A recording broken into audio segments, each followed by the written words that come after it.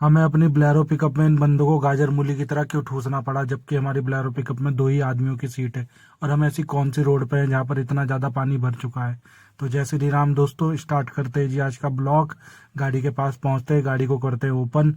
Open करने के बाद गाड़ी में बैठते हैं, ईश्वर का करते हैं स्मरण, ईश्वर हमारी रक्षा करे सफ़र में।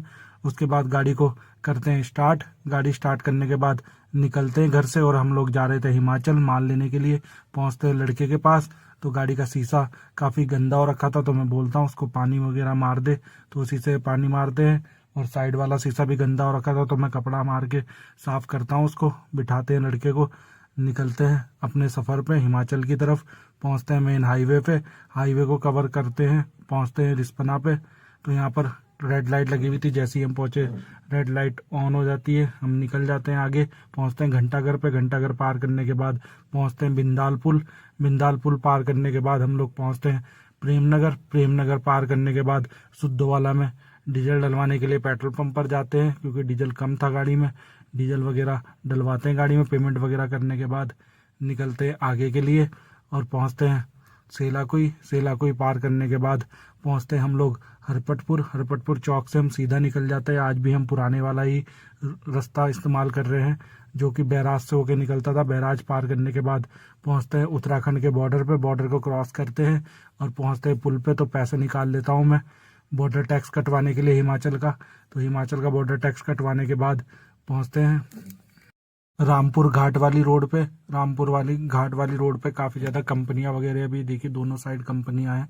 उसके बाद पहुंचते हैं कांटे पे। फार्मर और कंपनी वाले को फ़ोन करते हैं, तो वो लोग करीब हमें 2-2.5 घंटे वेट करवाने के बाद पहुंचते हैं कांटे पे। उसके बाद कांटा वगैरह करवाते हैं। इन लोगों को जगह नहीं हो रही थी गाड़ी में, किसी तरह इनको ठूसा गाड़ी में, और निकलते हैं आगे फार्म के लिए। और फार्म गन्नों के बीच से जो रास्ता जा रहा था उस पे था फार्म। फिर गन्ने खत्म होते हैं तो जंगल स्टार्ट होता है। जंगल पार करने के बाद पहुंच जाते हैं हम लोग फार्म पे। गाड़ी को लगाते हैं फार्म पे और माल वगैरह चेक करने के बाद लोडिंग स्टार्ट करते हैं गाड़ी में। माल लोड हमें खुद ही करना पड़ा, क्योंकि यहाँ पर कोई लेबर का बंदा भी नहीं था। आज बहुत ही ज़्यादा परेशानी हुई माल वगैरह लोड करने के बाद। इन लोगों को किस तरह से फंसाता हूँ अपनी गाड़ी में, क्योंकि जगह नहीं हो रही थी, बंदे ज़्यादा थे, सीट कम थी। उसके बाद बढ़ते आगे, एक ट्रैक्टर फंसा हुआ था, वो भी निकलता है। पहुंचते कांटे पे, कांटा वगैरह करवाते हैं गाड़ी का।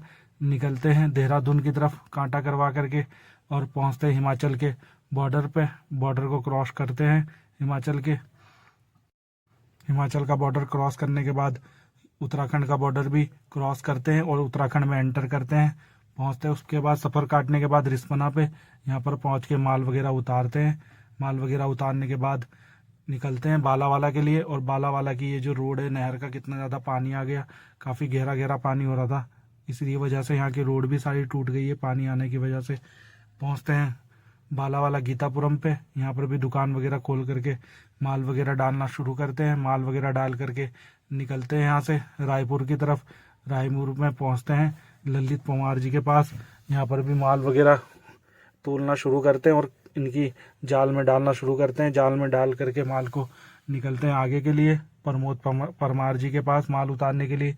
यहाँ पर भी कांटे से तोल करके माल डालते हैं और निकलते हैं गुल्ला घाटी के लिए। गुल्ला घाटी चौक पे माल उतारते हैं हैप्पी भाई के पास पहुँच करके, माल वगैरह उतारते हैं यहाँ पर भी, और बढ़ते हैं आगे के लिए भानियावाला की तरफ। भानियावाला पहुँच करके यहाँ भी माल वगैरह उतारना शुरू करते हैं। माल वगैरह उतार करके कंप्लीट हो गया था, तो यहाँ से निकलते हैं घर की तरफ। और आज का ब्लॉग करते ही ख़त्म, मिलते हैं नेक्स्ट ब्लॉग में।